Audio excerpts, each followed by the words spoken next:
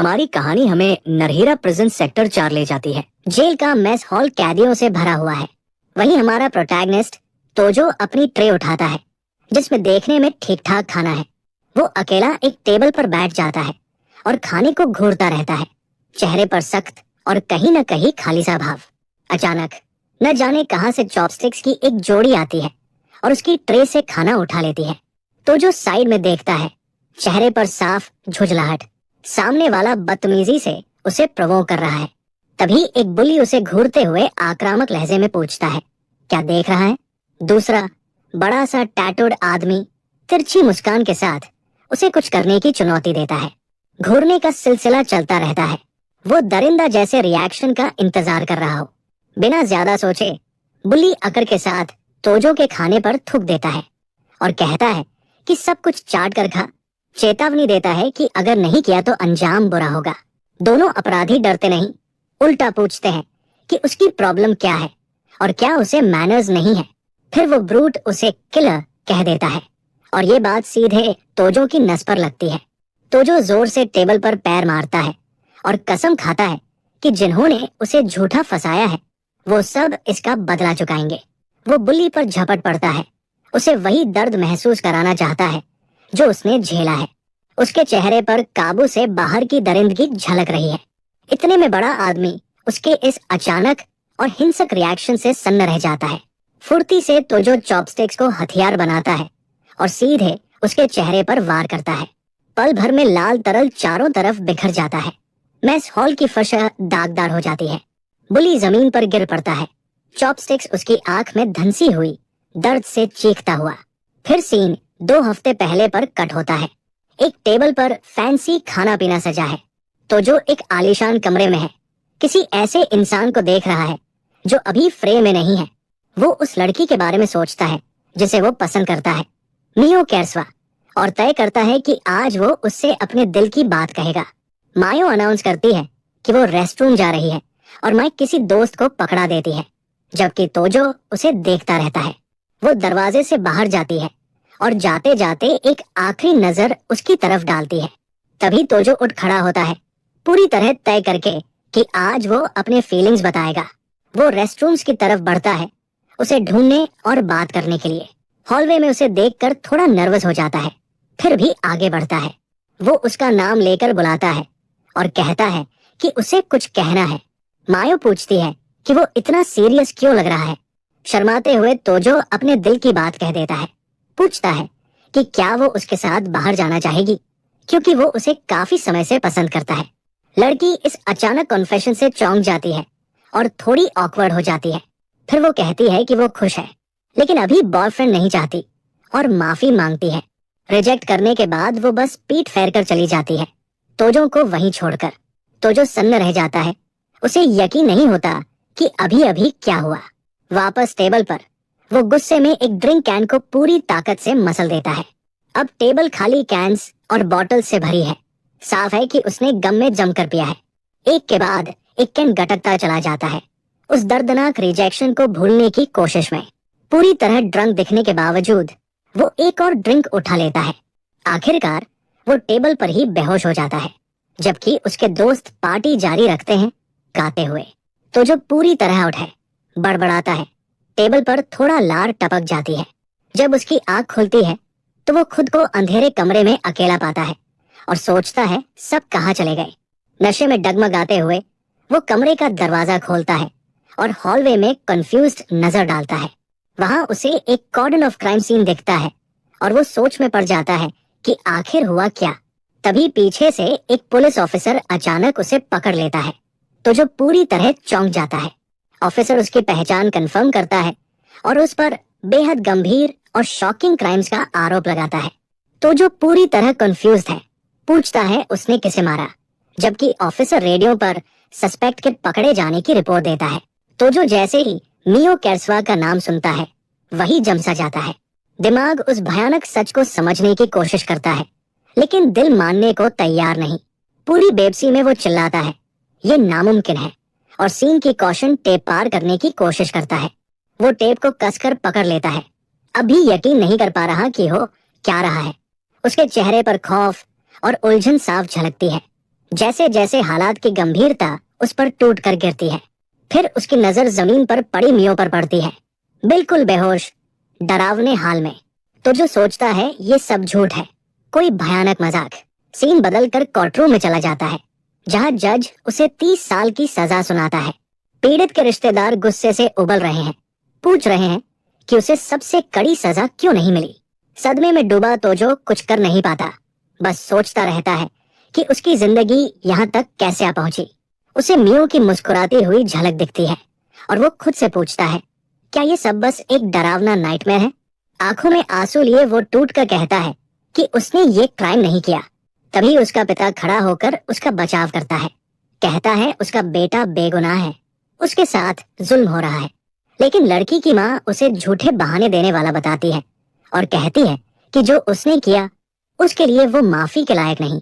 अचानक 3 आदमी उठते हैं और कोर्टरूम के बीचों बीच तोजो के पिता पर टूट पड़ते हैं। वो बेरमी से उन्हें पीटते हैं, जमीन पर गिरा देते हैं और तोजो चीख चीख कर अपने पिता को पुकारता है। वो हाथ जोड़कर गिड़गिड़ाता है, रुको प्लीज, लेकिन कुछ कर नहीं पाता। मार खाते हुए भी उसके पिता चिल्लाते हैं कि चिंता मत करना, वो उसकी बेगुनाही साबित करेंगे। वापस वर्तमान में सीन हमें प्रिजन की सेल में ले जाता है। अंदर तोजो को इनमेट्स के एक झुंड ने घेर रखा है, जिनका लीडर एक डरावना सा आदमी है। नए कैदी लाइन में खड़े हैं और पुराने लोग नफरत से उन्हें परख रहे हैं। सामान पकड़े एक आदमी तोजो से पूछता है, किस जुर्म में आया है? बड़े टैटूड आदमी की घूरती नजर से तोजो कांप जाता है, ठीक से जवाब भी नहीं दे पाता। तभी पीछे से एक इनमेट उसे मारता है और चिल्लाता है, बॉस को इग्नोर मत कर।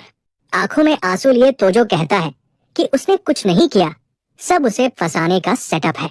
लेकिन लीडर यकीन नहीं करता, ठंडी नजर से उसे पास आने को कहता है। तोजो आज्ञा मानता है और सामने खड़ा हो जाता है। समझ नहीं आता आगे क्या होगा। बिना चेतावनी बड़ा आदमी उसके पेट में जोरदार लात मारता है। वार की ताकत से तोजो पीछे उछलता है और सेल की फर्श पर बुरी तरह गिरता है। आदमी उसे उठाकर पूछता है, क्या वही इस क्राइम के लिए जिम्मेदार है? तोजो फिर इनकार करता है। उसके बार बार इनकार से चिढ़कर लीडर दूसरे को इशारा करता है, एक और लात। हमलावरों में से एक कहता है कि उसे ऐसे लोग बर्दाश्त नहीं और उसे किसी तरह रिएक्ट करने की चुनौती देता है। आखिरकार लीडर ऊब जाता है और हुक्म देता है, इसे बांध दो।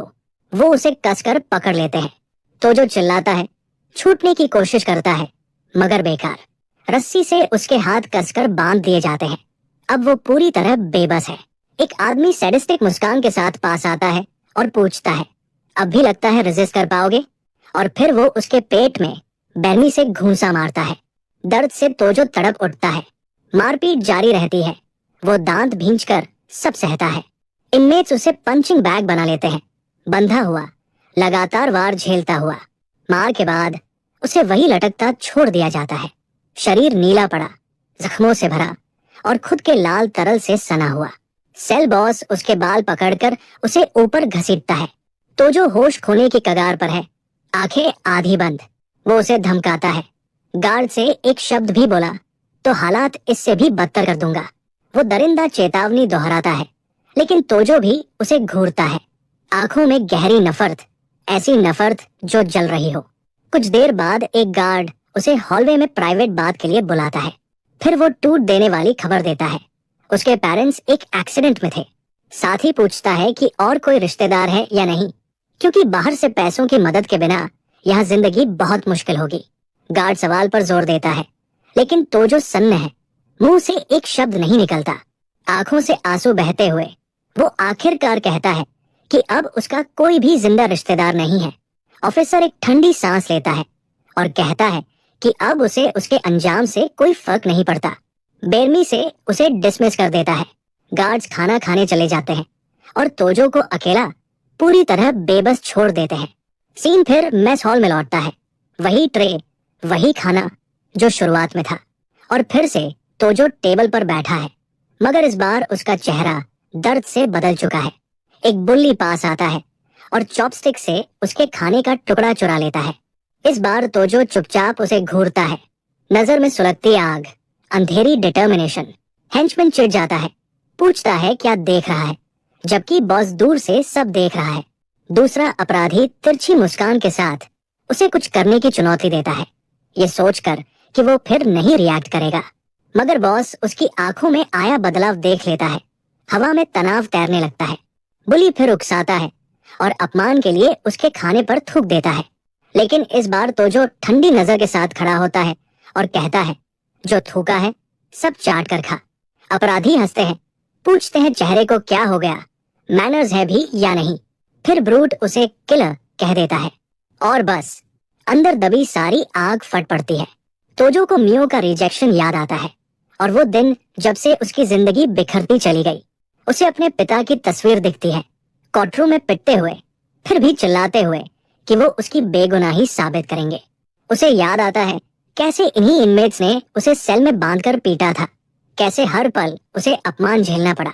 वो खुद से पूछता है, आखिर उसने इतना सब क्यों सहा, इतनी नाइंसाफी क्यों? और फिर वो समझ जाता है उसने पहले ही सब कुछ खो दिया है। अब रोकने जैसा कुछ बचा ही नहीं। ये सोचकर कि अगर वो चला भी गया तो किसी को परवाह नहीं होगी, उसका हाथ गुस्से से कांपता है, चॉपस्टिक्स पर पकड़ कस जाती है। किलर, वो शब्द उसके दिमाग में गूंजता है। उसके चेहरे पर एक डरावनी अंधेरी मुस्कान उभर आती है। लेकिन वो तय करता है, अभी नहीं, अभी उसका जाना तय नहीं है। अब उसके पास जीने की वजह है। वो जोर से टेबल पर पैर मारता है और कसम खाता है, जिन जिन ने उसे झूठा फंसाया है एक एक से बदला लेगा। वो बुल्ली पर झपट पड़ता है, वादा करता है कि उसे वही दर्द महसूस कराएगा। उसका चेहरा शुद्ध पागलपन और बेकाबू बदले की भूख से टेढ़ा हो जाता है। बड़ा आदमी उसके इस विस्फोटक तेवर से सन्न रह जाता है, बोल भी नहीं पाता। पल भर में तोजो कूदता है और चॉपस्टिक्स को नुकीला हथियार बनाकर हमला कर देता है। वार बिल्कुल सटीक होता है। टक्कर के साथ ही लाल तरल चारों तरफ बिखर जाता है। बुली जमीन पर गिर पड़ता है, चीज उसकी आंख में धंसी हुई, दर्द से चीखता हुआ। वो फर्श पर तड़पता है, चेहरे पर हाथ रखे ऐसी चीख निकालता है जो सीधे रूह तक चीर दे। हेंचमैन घबरा जाता है और अपने बॉस को पुकारते हुए चिल्लाता है, जो दर्द से बिलख रहा है। बिना हिचक तोजो पूरी ताकत से दीवार पर घूंसा मारता है और सब पर चिल्लाता है, दफा हो जाओ। इतने में एक बुल्ली गुस्से से पागल होकर पीछे से उस पर झपटता है। लेकिन तोजो घूमता है, चेहरे पर सैडिस्टिक मुस्कान जैसे और खून के लिए तैयार हो। एक और इनमेट इस हिंसा को देखकर कांप उठता है, डर से ठंडा पसीना बहने लगता है। फिर तोजो चॉपस्टिक्स जमीन पर गिरा देता है और खाली हाथ लड़ने के लिए तैयार हो जाता है। वो उसी हेंचमैन पर कहर बनकर टूट पड़ता है जिसने पहले सेल में उस पर हाथ उठाया था। पागलपन भरी नजर के साथ वो सोचता है, जब वैसे भी सब खत्म होने वाला है तो इन कमीनों को भी अपने साथ ले जाएगा, और बिना रहम के हमला जारी रखता है। उसके घूंसों की ताकत से सामने वाले का चेहरा पूरी तरह बिगड़ जाता है। लगातार वार झेलने के बाद वो अपराधी पीछे की तरफ गिर पड़ता है, पहले ही बेहोश। तोजो गुस्से की परछाई बन जाता है और बाकी इनमेट्स पर भी टूट पड़ता है। एक और बुली जमीन पर पड़ा है, चेहरा सूजा हुआ, लाल तरल से ढका हुआ। तभी एक हेंचमैन बॉस को बचाने के लिए तोजो को पीछे से खींचने की कोशिश करता है। वो चिल्लाता है, बॉस को छोड़, और उसे धक्का देने के लिए घूंसा मारता है। लेकिन उसे झटका लगता है। उसके वारों का तोजो पर कोई असर नहीं। सुनी कांसी नजर के साथ तोजो ऐसा लगता है जैसे लड़ाई के बीच अपनी अक्ल पूरी तरह खो चुका हो। उसी पल प्रिजन गार्ड्स पहुंचते हैं और चिल्लाते हैं, ये सब क्या हो रहा है? एक ऑफिसर तोजो के कंधे से पकड़कर बवाल रोकने की कोशिश करता है। बिना सोचे समझे वो तोजो के चेहरे पर घूंसा मार देता है, लेकिन कोई असर नहीं। तोजो बस सिर घुमाता है, आंखों में जहर भरी नफरत। गार्ड घबरा जाता है, घायल आदमी को इन्फर्मरी ले जाने का हुक्म देता है और बाकी इनमेट्स को धमकाता है। तभी तोजो गुस्से और बेबसी की ऐसी दहाड़ मारता है कि पूरा हॉल गूंज उठता है। वो अगले वार को हैरान कर देने वाली फुर्ती से डॉज कर जाता है। ऑफिसर उसके रिएक्शन और स्पीड से पूरी तरह कंफ्यूज हो जाता है। वो चिल्लाता है कि ये लड़का दीवार की तरफ भागने की कोशिश कर रहा है और सबको पकड़ने का आदेश देता है। कई गार्ड्स और इनमेट्स मिलकर तोजो को काबू में करने की कोशिश करते हैं। आखिरकार वो उसे पकड़ लेते हैं, लेकिन तोजो पूरी ताकत से छटपटाता रहता है, चीखता रहता है, खुद को छुड़ाने की कोशिश में। सीन इन्फर्मरी में कट होता है। तोजो बेड पर पड़ा है, जैसे जीने की इच्छा ही मर चुकी हो। कई दिनों से उसने कुछ खाया नहीं। डॉक्टर गार्ड से कहता है कि अगर ऐसा ही चलता रहा तो इसकी जान खतरे में पड़ जाएगी। डॉक्टर के जाते ही एक बूढ़ा जैनिटर दरवाजे पर दिखाई देता है। वो हॉलवे में झाड़ू लगाने लगता है, तोजो के कमरे के पास। फिर वो कहता है, अपनी जिंदगी यूं मत फेंक। तोजो उसे खाली नजर से देखता है, कोई भाव नहीं। बूढ़ा पूछता है, अगर तुम चले गए तो तुम्हारे पेरेंट्स का नाम कौन साफ करेगा? ये शब्द सीधे दिल में उतरते हैं। तोजो की आंखें झट से फैल जाती है। वो बेड पर सीधा बैठ जाता है। पूछता है, अभी क्या कहा तुमने? बूढ़ा फिर पूछता है, क्या तुमने कभी सोचा कि तुम्हारे पेरेंट्स के साथ जो हुआ वो सच में एक्सीडेंट था? तोजो बेड से उतर आता है। पूछता है, तुम कहना क्या चाहते हो? जैनिटर हल्की मुस्कान के साथ कहता है, वो एक्सीडेंट नहीं था, तुम्हारे पेरेंट्स को एलिमिनेट किया गया। गुस्से से पागल होकर तोजो उसका कॉलर पकड़ लेता है। पूछता है, तुम्हें ये सब कैसे पता? बूढ़ा कहता है, हर चीज के पीछे कुछ न कुछ होता है। और सीधे पूछता है, क्या तुमने वो क्राइम किया था? तोजो बिना रुके इनकार करता है, साफ कहता है कि उसने कुछ भी नहीं किया। बूढ़ा नतीजा निकालता है, तो ये सब एक सेटअप था और तुम्हारे पेरेंट्स को तुम्हारी बेगुनाही का सबूत मिल गया था। तोजो को बात जंचने लगती है। वो कहता है, शुरुआत से ही सब कुछ अजीब लग रहा था। उसे वो सीन याद आता है। वो सोचता है असली कल्प्रिट कौन हो सकता है और उसका मोटिव क्या था। गुस्से के आंसू बहते हुए वो दांत भींच लेता है, इतनी सारी नाइंसाफियों को याद करके। नई आग, नया मकसद उसके अंदर जल उठता है। वो चिल्लाता है, मैं तब तक नहीं जा सकता जब तक अपने पेरेंट्स का बदला न ले लूं। जैनिटर तोजो की आंखों में आई नई आग देखकर संतुष्ट सी मुस्कान देता है, लेकिन साथ ही चेतावनी भी। इस हालत में वो कुछ नहीं कर पाएगा और गुरिकी उसे पूरी तरह खत्म करना चाहता है। तोजो शांति से जवाब देता है, कोई बात नहीं, उसके पास जिंदा रहने का एक तरीका है। उसकी हिम्मत और जज्बा देखकर बूढ़ा आदमी प्रभावित हो जाता है। कहता है, उसे उसका एटीट्यूड पसंद आया। फिर वो एक प्रस्ताव रखता है, अगर तोजो गुरिकी से बच गया तो वो उसे थोड़ी सी मदद कर सकता है। शरारती सी नजर के साथ वो अपना असली इरादा बताता है। वो इस प्रिजन से भागना चाहता है। ये शॉकिंग बात कहकर बूढ़ा कमरे से बाहर मुड़ता है। जाने से पहले वो टेबल पर रखी एक किताब की तरफ इशारा करता है, फुर्सत मिले तो पढ़ना। तो जो किताब उठाता है, जबकि जैनिटर हॉलवे में दूर होता जाता है। कवर देखकर वो समझ जाता है किताब ह्यूमन एनाटॉमी पर है, खासकर शरीर के वीक पॉइंट्स पर। तो जो पूछता है, तुम हो कौन? बूढ़ा पलटकर कहता है, नाम सिचिया है, लेकिन तुम मुझे बस ओल्ड टाइमर कहो। और वो चला जाता है। उसी पल एक गार्ड गुस्से से तमतमाया इन्फर्मरी में घुस आता है। वो चिल्लाता है, इतनी शांति से किताब पढ़ रहा है। कहता है, तेरी वजह से यहाँ जिंदगी नर्क बन गई है। फिर हुक्म देता है, उठ, तुझे 1 महीने के लिए सॉलिटरी भेज रहा हूँ, दिमाग ठंडा करने। वो तोजो को जोर से सेल में धकेल देता है और ताना मारता है, अगर मरने की इतनी जल्दी है तो वहाँ अकेले कर लेना। सॉलिटरी की पूरी अंधेरी कोठरी में तोजो अकेला रह जाता है, बस एक छोटे से विंडो से आती हल्की रोशनी। किताब को पकड़े हुए वो सोचता है, अब वो अंधेरे के आगे झुकना नहीं चाहता। आंखों में नफरत और इरादे की आग के साथ वो खुद से कसम खाता है, बदला जरूर लेगा। 15 दिन बाद सेल के दरवाजे में चाबी घूमती है। वही गार्ड दरवाजा खोलता है और चिल्लाता है, टाइम हो गया, अगर जिंदा है तो बाहर आ। लेकिन अंदर झांकते ही वो सन्न रह जाता है, बोल भी नहीं पाता। अंधेरे से तोजो की परछाई बाहर निकलती है। अब उसका शरीर बेहद मस्कुलर, पूरी तरह डिफाइंड और रिप्ड है। गार्ड हकलाते हुए पूछता है, अंदर क्या कर रहा था? तोजो ठंडे लहजे में कहता है, कुछ खास नहीं। फिर एक खौफनाक मुस्कान के साथ जोड़ता है, बस अपने गुनाहों पर सोच रहा था। सीन प्रिजन यार्ड में कट होता है। कई इनमेट्स काम कर रहे हैं। तोजो मजबूत, भरोसेमंद कदमों से यार्ड पार करता है, पोस्चर पूरी तरह बदला हुआ। दूर से गुरिकी का एक हेंचमैन उसे देख लेता है। हैरानी से वो बाकियों को चिल्लाकर बताता है, शातिर मुस्कान के साथ, देखो तोजो वापस आ गया। लोहे की छड़ों से लैस कई अपराधी उसे घेर लेते हैं, हमले के लिए तैयार। लेकिन तोजो जरा भी नहीं घबराता। उसके होठों पर वही डरावनी, कॉन्फिडेंट मुस्कान। तभी गैंग लीडर गेरिकी सामने आता है। कहता है, सिर्फ तेरे लिए हॉस्पिटल से जल्दी निकला हूँ।